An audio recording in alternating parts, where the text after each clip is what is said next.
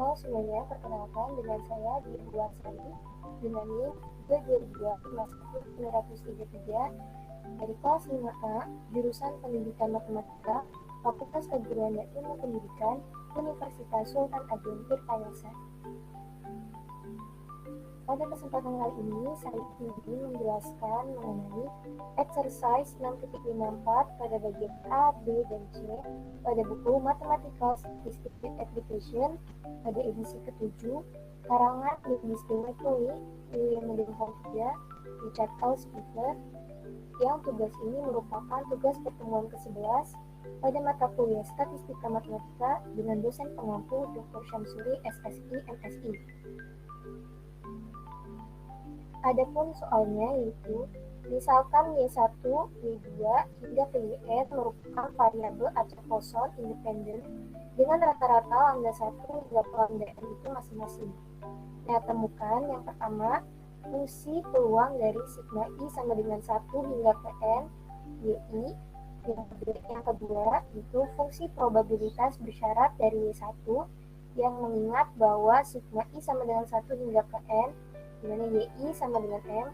Dan yang ketiga yaitu fungsi probabilitas bersyarat dari Y1 ditambah Y2 yang mengingat bahwa sigma I sama dengan 1 hingga ke N, di mana YI sama dengan M.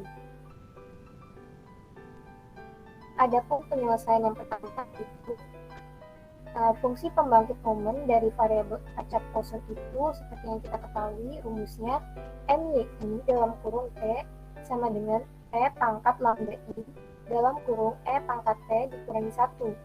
Nah, fungsi pembangkit momen dari jumlah variabel acak adalah produk dari fungsi pembangkit momen dari setiap variabel acak dalam jumlah. Sehingga jika dirumuskan seperti berikut, yaitu M sigma YI dalam kurung T sama dengan M Y1 dalam kurung T dikali M Y2 dalam kurung T dikali hingga ke M YN dalam kurung T. Nah, karena tadi sudah diketahui bahwa fungsi pembangkit momen dari variabel acak kosong itu MYI dalam kurung T yang sama dengan E pangkat lambda I dalam kurung E pangkat T dikurangi 1, maka MY1 tadi di M1 tadi hingga ke MYN ubah menjadi E pangkat lambda 1 dalam kurung E pangkat T dikurangi 1 E pangkat lambda N dalam kurung E pangkat T dikurangi 1. Nah, selanjutnya dikelompokkan nih hingga kita dapatkan E dalam E pangkat dalam kurung E pangkat T dikurangi 1 dikali dalam kurung lambda 1 ditambah lambda 2 hingga ke lambda N. Nah, dari sini dapat dirumuskan bahwa rumus tersebut yaitu M kosong dalam kurung lambda 1 ditambah lambda 2 hingga ke lambda N.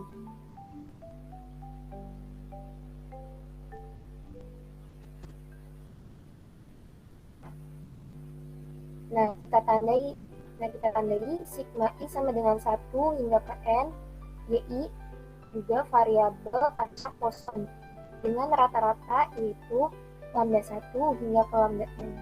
Nah, fungsi massa probabilitas dari variabel acak kosong itu kan P dalam kurung X sama dengan K yang sama dengan E pangkat negatif lambda dikali lambda pangkat K per K faktorial.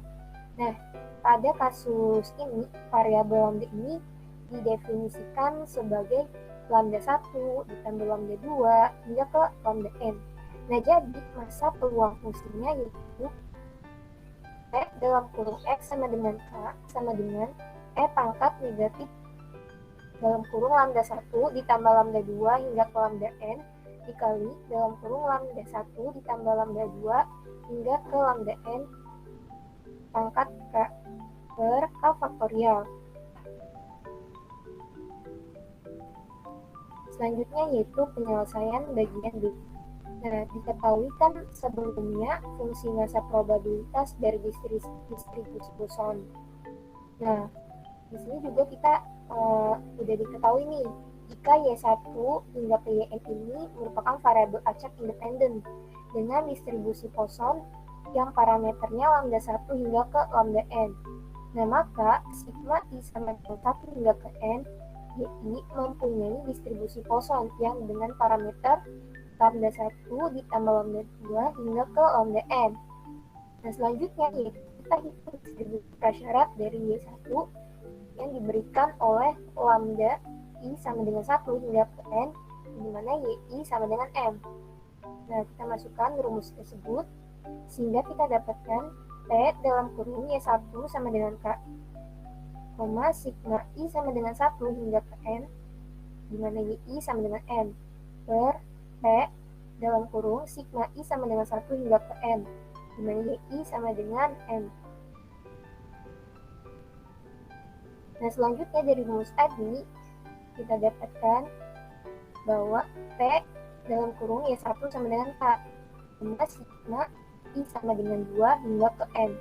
Nah, YI sama dengan M dikurangi K, per P dalam kurung sigma I sama dengan 1 hingga ke N, YI sama dengan M.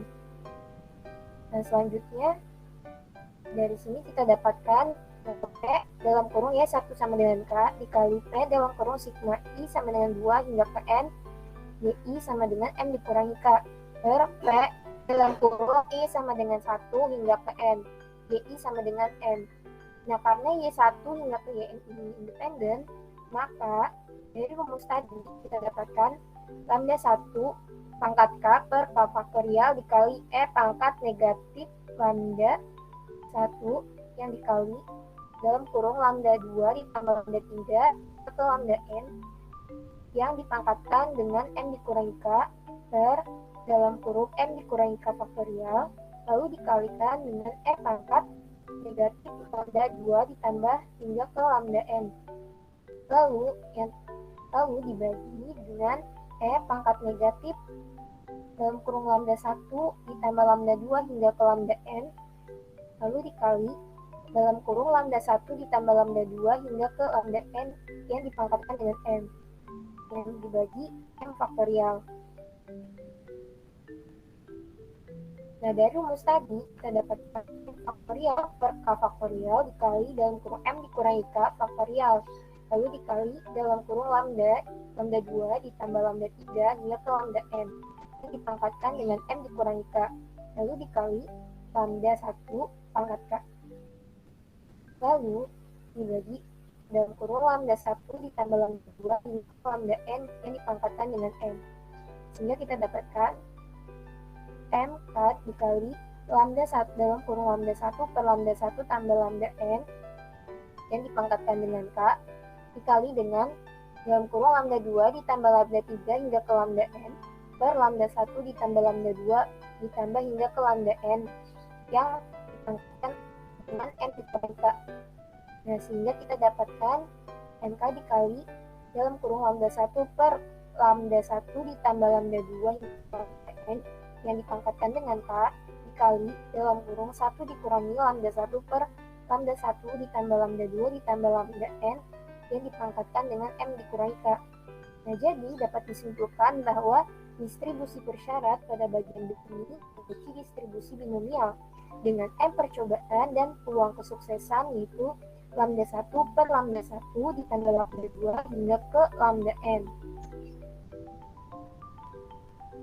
Selanjutnya yaitu penyelesaian bagian C. Nah, karena sudah diketahui sebelumnya fungsi massa probabilitas dari distribusi poson tadi, dan kita juga sudah mengetahui jika Y1 hingga Yn itu merupakan variabel acak independen dengan distribusi poson yang parameternya lambda 1 hingga ke lambda n, maka sigma I sama dengan 1 hingga ke n itu Yi hingga ke n, Yi mempunyai distribusi poson dengan parameter lambda 1 tambah lambda 2 hingga ke lambda n. Nah, di sini kan ditanya hitung distribusi prasyarat dari Y1 ditambah Y2 yang diberikan oleh sigma I sama dengan 1 hingga ke n, yang dimana YI sama dengan M. Nah, kita gunakan rumus yang pada bagian B tadi. Namun bedanya karena distribusi persyarat tadi itu hanya Y1, kalau yang di sini yaitu Y1 ditambah Y2. Sehingga kita dapatkan P dalam kurung Y1 ditambah Y2 itu sama dengan K, sigma I sama dengan 1 hingga ke N, dan YI sama dengan M, per P dalam kurung sigma I sama dengan 1 hingga ke N, di mana YI sama dengan N. Nah, dari rumus tadi kita dapatkan P dalam kurung Y1 ditambah Y2 sama dengan K, sigma I sama dengan 3 hingga ke N. Kenapa ini 3? Karena ini mulainya dari 2 ya, jadi ini sama dimulai dari 3 di sini. Jadi Y sama dengan M dikurangi K per P dalam kurung sigma I sama dengan 1 hingga N, Y sama dengan M. Lalu dari sini kita dapatkan P dalam kurung Y1 ditambah Y2 sama dengan K dikali P dalam kurung sigma I sama dengan 3 hingga N, dimana Y sama dengan M dikurangi K per P dalam kurung sigma I sama dengan 1 hingga ke N, dimana Y sama dengan M. Nah, karena Y1, Y2 sampai ke Yn ini kan independen, maka kita dapatkan rumusnya sama seperti tadi. Hanya saja, kalau tadi itu kan lambda, hanya lambda saja, lambda pangkat K. Kalau ini kita ganti dengan lambda 1 ditambah lambda 2, sehingga kita akan mendapatkan rumus seperti berikut.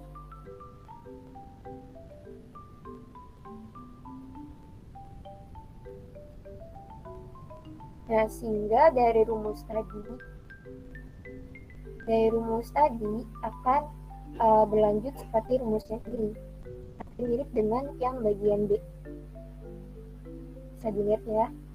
Nah, jadi dari sini dapat disimpulkan bahwa distribusi bersyarat bagian C memiliki distribusi binomial dengan N percobaan dan peluang kesuksesan lambda 1 ditambah lambda 2 per lambda 1 tambah lambda 2 hingga ke lambda N. Oke, terima kasih telah menonton video ini. Semoga video ini bermanfaat dan sampai jumpa.